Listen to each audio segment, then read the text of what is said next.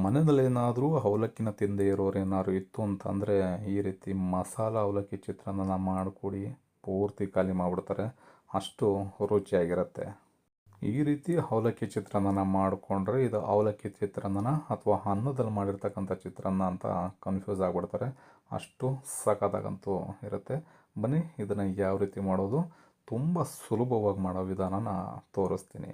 ಮೊದಲಿಗೆ ನಾವು ಒಂದು ಗ್ರೀನ್ ಮಸಾಲನ ರೆಡಿ ಮಾಡ್ಕೋಬೇಕು. ಅದಕ್ಕೆ ಒಂದು ಮಿಕ್ಸಿ ಜಾರನ್ನ ತೊಗೊಂಡು ಖಾರಕ್ಕೆ 4ರಿಂದ 5 ಹಸಿಮೆಣಸಿಕಾಯಿನ ಸೇರಿಸ್ಕೊಳ್ತಾಯಿನಿ. ಒಂದು 2 ಟೇಬಲ್ ಸ್ಪೂನಷ್ಟು ತೆಂಗಿನಕಾಯಿ ತುರಿ, 1 ಇಂಚಿನಷ್ಟು ಶುಂಠಿನ ಸೇರಿಸ್ಕೊಂಡಿದ್ದೀನಿ. ಒಂದು ಅರ್ಧ ಹಿಡಿಯಷ್ಟು ಕೊತ್ತಂಬರಿ ಸೊಪ್ಪನ್ನು ಬೇಕಾದ್ರೆ ಸ್ವಲ್ಪ ಜಾಸ್ತಿನೇ ಸೇರಿಸ್ಕೊಳ್ಳಿ. 1 ಗೆಡ್ಡೆ ಬೆಳ್ಳುಳ್ಳಿನ ಬಿಡಿಸಿ ಸೇರಿಸ್ಕೊಳ್ತಾಯಿನಿ.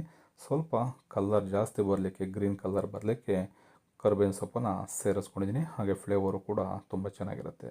ಇದಕ್ಕೆ ಸ್ವಲ್ಪನೂ ಕೂಡ ನೀರನ್ನು ಬೆರೆಸ್ತೇನೆ ಈ ರೀತಿ ತರ್ತರಿಯಾಗಿಯೇ ರುಬ್ಕೋಬೇಕು. ಜಾಸ್ತಿ ನುಣ್ಣಗೆ ರುಬ್ಬೋದಕ್ಕೆ ಹೋಗಬೇಡಿ.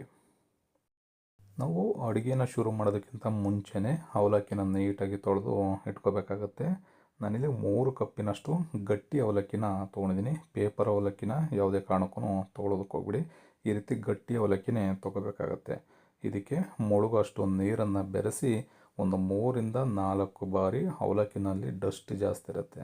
ಹಾಗಾಗಿ ನೀಟಾಗಿ ಒಂದು 3ರಿಂದ 4 ಬಾರಿ ತೊಳೆದು ಆ ನೀರನ್ನು ಬಸಿದು ಹಾಗೆಯೇ ಇಡಬೇಕು. ನೀರಿನ ಜೊತೆಯಲ್ಲಿ ಅವಲಕ್ಕಿನ ಯಾವುದೇ ಕಾರಣಕ್ಕೂ ನೆನೆಸೋದಕ್ಕೆ ಹೋಗ್ಬಿಡಿ. ಈ ರೀತಿ ನೀರನ್ನು ಬಸಿದು ಇಟ್ಟರೆ ಅವಲಕ್ಕಿ ಬೇಗನೆ ಸಾಫ್ಟ್ ಆಗಿಬಿಡುತ್ತೆ.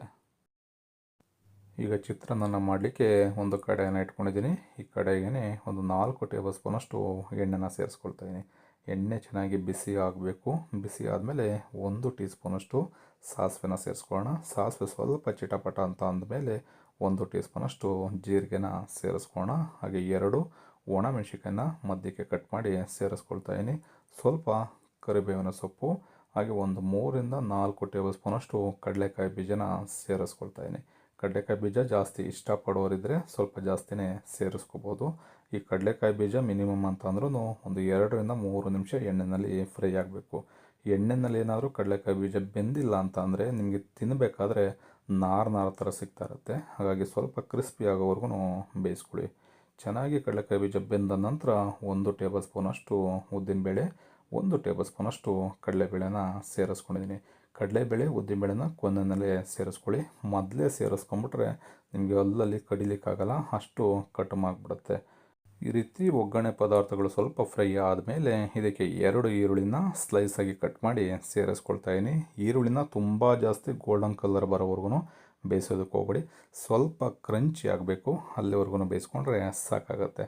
ಏಕೆಂದರೆ ಚಿತ್ರಾನ್ನ ಜೊತೆ ನಿಮಗೆ ಈ ಈರುಳ್ಳಿ ಸಿಕ್ಕಿದ್ರೇ ಬಹಳ ರುಚಿಯಾಗಿರುತ್ತೆ.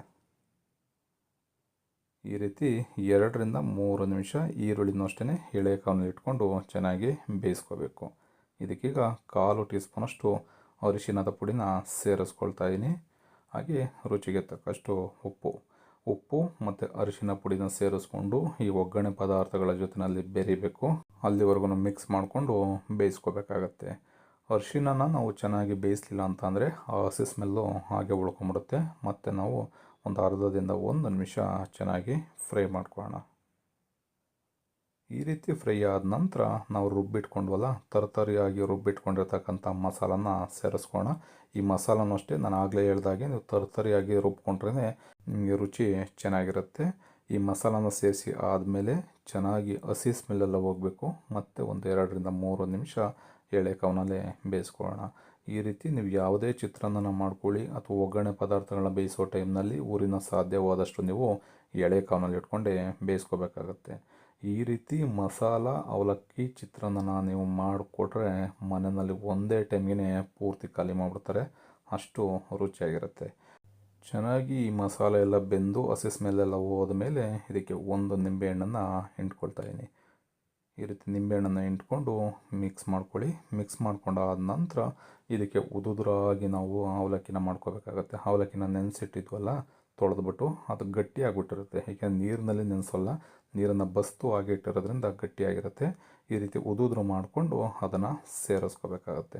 ಈ ರೀತಿ ಸೇರಿಸ್ಕೊಂಡು ಕೊನೆಯಲ್ಲಿ ಸ್ವಲ್ಪ ಕೊತ್ತಂಬರಿ ಸೊಪ್ಪನ್ನ ಮೇಲ್ಗಡೆ ಹಾಕ್ಕೊಂಡು ಮಿಕ್ಸ್ ಮಾಡಿಕೊಂಡು ತಿಂತಾಯಿದ್ರೆ ಕಳೆದೋಗ್ಬಿಡ್ತೀವಿ. ಅಷ್ಟು ರುಚಿಯಾಗಿರ್ತಕ್ಕಂಥ ಅವಲಕ್ಕಿ ಮಸಾಲ ಚಿತ್ರಾನ್ನ ರೆಡಿ ಆಗುತ್ತೆ. ಈ ರೆಸಿಪಿ ನಿಮಗೆ ಇಷ್ಟ ಆಯಿತು ಅಂತ ಅಂದ್ಕೊಳ್ತೀನಿ. ಇಷ್ಟ ಆಗಿದ್ದರೆ ಆದಷ್ಟು ಜನಕ್ಕೆ ಶೇರ್ ಮಾಡಿ. ಇನ್ನು ಹೊಸದಾಗಿ ನೋಡ್ತಾ ಇರ್ತಕ್ಕಂಥವ್ರು ನಮ್ಮ ಚಾನಲ್ನ ಸಬ್ಸ್ಕ್ರೈಬ್ ಮಾಡ್ಕೊಂಡಿಲ್ಲ ಅಂತಂದರೆ ಸಬ್ಸ್ಕ್ರೈಬ್ ಮಾಡ್ಕೊಳ್ಳಿ. ಫೇಸ್ಬುಕ್ಕಲ್ಲಿ ನೋಡ್ತಾ ಇರ್ತಕ್ಕಂಥವ್ರು ನಮ್ಮ ಪೇಜನ್ನು ಫಾಲೋ ಮಾಡ್ಕೊಳ್ಳಿ. ನೀವು ಕೂಡ ಮರೆದೇ ಈ ರೀತಿ ರುಚಿಯಾಗಿರ್ತಕ್ಕಂಥ ಅವಲಕ್ಕಿ ಚಿತ್ರಾನ್ನ ನಮ್ಮ ಮನೆಯಲ್ಲಿ ಒಂದು ಸಲ ಮಾಡ್ಕೊಳ್ಳಿ. ಹೇಗಿತ್ತು ಅನ್ನೋದನ್ನು ಕಮೆಂಟ್ ಮಾಡಿ ತಿಳಿಸಿ. Thank you.